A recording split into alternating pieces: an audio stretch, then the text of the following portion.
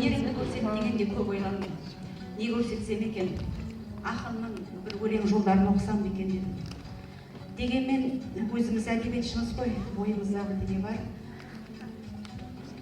Және мен өзімнің жүрегімде шер болып қатқан әкеге деген сағынышты шығарғым келіп отыр.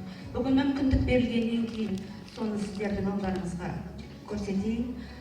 Иә, әке деген асқар тау, биік шың. Ал мен үшін әке қол жетпес арман болған. Мен 3 жасымда әкем дүниеден өткен. Сондықтан да әкенің махаббатын, әкемнің сөзін, әкенің ақылын тыңдай алмадым. Дегенмен анамыз бізді өсіріп, осы күнге жеткізді. Қазақ айтады ғой, әкесіз жетім, зор жетім, анасыз жетім, қор жетім.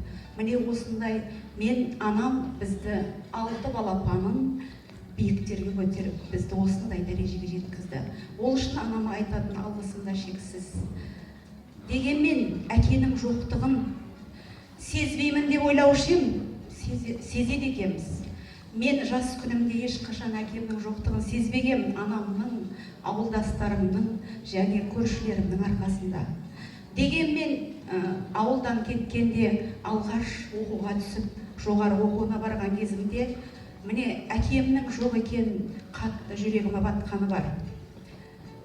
Сонда алғаш оқу басталған кезде тәлімгер, жалпы айтқанда куратор, бізді ең бірінші танысып бастады. Міне сонда отбасы жайлы, ата-ана жайлы сұрап жатты. Міне дәл осы кезде мен не айтамын?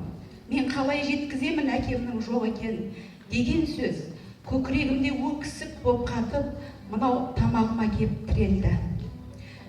Дәл осындай ойда отырғанда қасымдағы қыз түртіп, сенен сұрап жатыр дегенде мен жоқ деппін.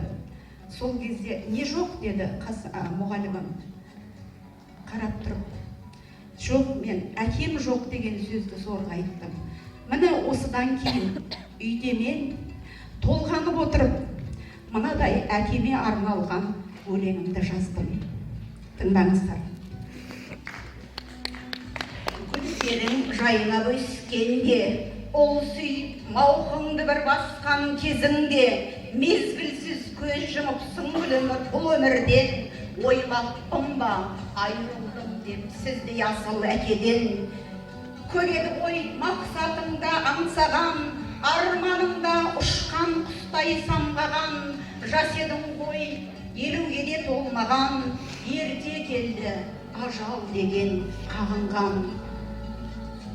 Суреттен қарап көрдім дегенмен, есімде жоқ алпамсадай бір бейнең, тек сөзім бар құлағымда жаңғырған, ақын, ақын қызым бұл деген.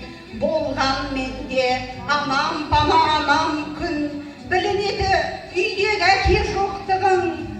Орның бөлек әке болар ұлыңа, қорған керек арқа сүйер биік шың.